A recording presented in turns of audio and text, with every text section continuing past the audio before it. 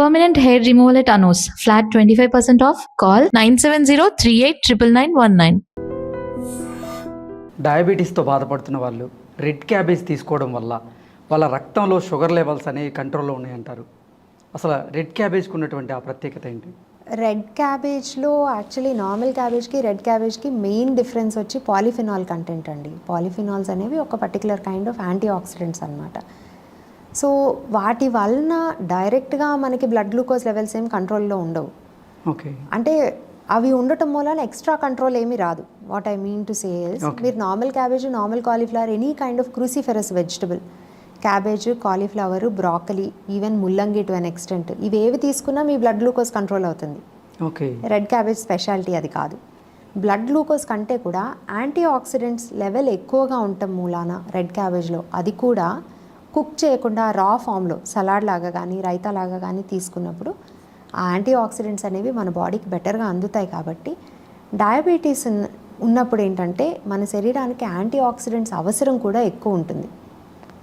ఈ high blood glucose levels ఉండటం మూలాన బాడీలో ఆక్సిడేటివ్ డ్యామేజ్ అనేది ఎక్కువ జరుగుతుంది. ఏజింగ్ ప్రాసెస్ ఫాస్ట్ అవుతుంది.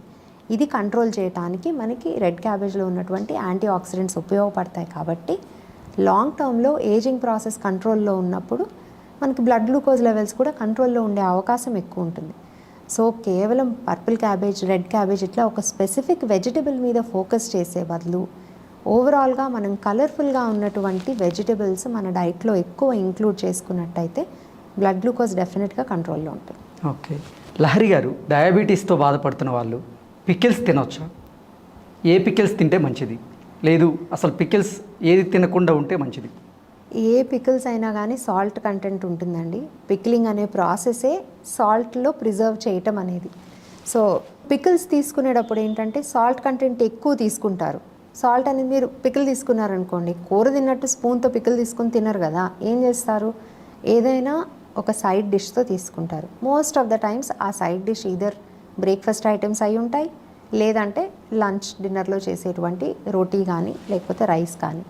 సాల్ట్ కంటెంట్ ఎక్కువ ఉన్నప్పుడు ఏం చేస్తారు? సైడ్ డిష్ కూడా ఎక్కువ తీసుకుంటారు ఆ సాల్ట్కి కాంపెన్సేషన్గా. సో ప్రాబ్లం డైరెక్ట్గా పికిల్తో రాకపోయినా దాన్ని మీరు దేనికి అకంపెనీమెంట్గా తీసుకుంటున్నారు అనేది, మన కార్బోహైడ్రేట్ కంటెంట్ ఎక్కువ ఉన్నది అయినట్టయితే కనుక అది డయాబెటీస్ వాళ్ళకి ఎఫెక్ట్ చూపిస్తుంది. సో పికిల్స్ డైరెక్ట్గా డయాబెటీస్ ఉన్న వాళ్ళకి షుగర్ లెవెల్స్ పెంచకపోయినా సరే, ఒకవేళ వాళ్ళకి హైపర్ టెన్షన్ ఉందనుకోండి, హై బ్లడ్ ప్రెషర్, ఇందులో ఉండేటువంటి సోడియం మూలాన హై బ్లడ్ ప్రెషర్ ఎక్కువ అయ్యేటువంటి అవకాశం ఉంది.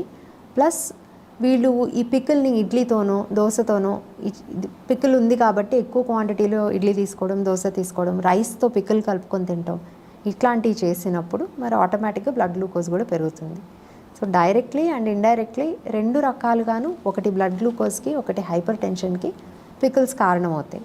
అట్లా అని పూర్తిగా మానేయాల్సిన అవసరం లేదు. కానీ ఈ నాలెడ్జ్తో కూడుకునే అవేర్నెస్ ఉండటం మూలాన రెగ్యులర్గా, అంటే ప్రతిరోజు పికిల్ వేసుకుని తినేటువంటి అలవాటు మానుకోవాలి.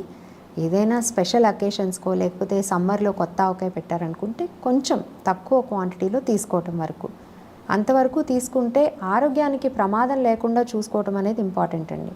అలవాటుగా ప్రతిరోజు తీసుకోవటం అనేది మాత్రం కరెక్ట్ కాదు. ఓకే, లహరి గారు, కొంతమందికి డయాబెటిక్ అనేది బార్డర్లో ఉంది అని చెప్తూ ఉంటారు డాక్టర్లు. అటువంటి వారికి ఎటువంటి ఆహార నియమాలు పాటిస్తే షుగర్ రాకుండా ఉండడానికి అవకాశం ఉంటుంది? సో మీరు అనేది ప్రీ డయాబెటీస్ అండి. యూజువల్లీ బార్డర్ లైన్ అంటే ప్రీ డయాబెటీస్. సో అక్కడ నుంచి షుగర్కి ప్రోగ్రెస్ అవ్వకుండా ఉండాలి అంటే అక్కడ దాకా రావడానికి ఏం చేశారో అవన్నీ ఆపేయాలి. జనరల్లీ ప్రీ డయాబెటీస్ ఎందుకు వస్తుందండి? లైఫ్ స్టైల్లో తేడాలు ఉంటే వస్తాయి. సో అప్పటిదాకా irregular eating habits, unhealthy eating habits, 99% of the times బయట నుంచి తెచ్చుకుని తినేటువంటి ఫుడ్ ఎక్కువ ఉంటుంది. ఆ బయట నుంచి అంటే బయట నుంచి ఆర్డర్ చేసుకున్న ఫుడ్ కానీ, బయటకు వెళ్ళి తిన్న ఫుడ్ కానీ, లేదా బయట నుంచి షాప్లో కొనుక్కొని తెచ్చుకునేటువంటి ఫుడ్ కానీ, షాప్లో కొనుక్కొని తెచ్చుకునేటువంటి మన బిస్కెట్స్ కానీ, జంక్ ఫుడ్ కానీ, కాఫీలు టీలు ఎక్కువ తీసుకోవడం కానీ, ఇట్లాంటివి ఫుడ్స్ విషయంలో. నెక్స్ట్ వచ్చేసి టైమింగ్స్ విషయంలో again 80% of the people irregular టైమ్స్లో తీసుకోవటం మూలాన కూడా ప్రీ డయాబెటీస్ రావడం అవుతుంది. ఇది డైట్ విషయంలో. అండ్ అడిషనల్లీ లైఫ్ స్టైల్లో కూడా ఇర్రెగ్యులర్ టైమింగ్స్ అనేవి లైఫ్ స్టైల్ కింద కూడా వస్తాయి.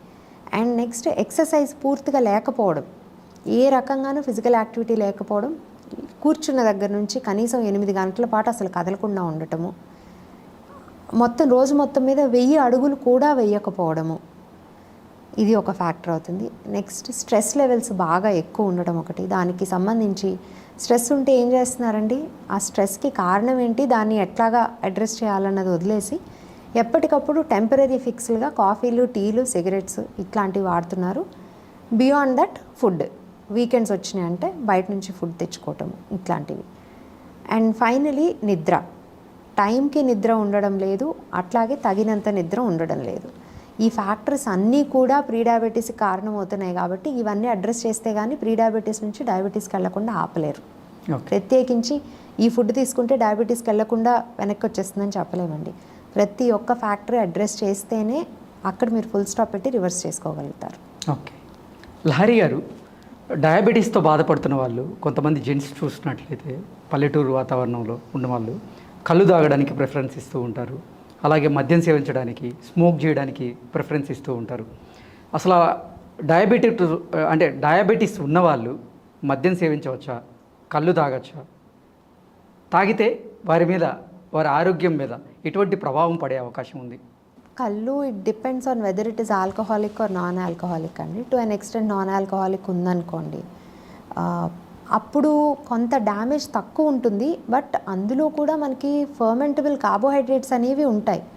సో బ్లడ్ గ్లూకోజ్ మీద ఎఫెక్ట్ అయితే ఉంటుంది.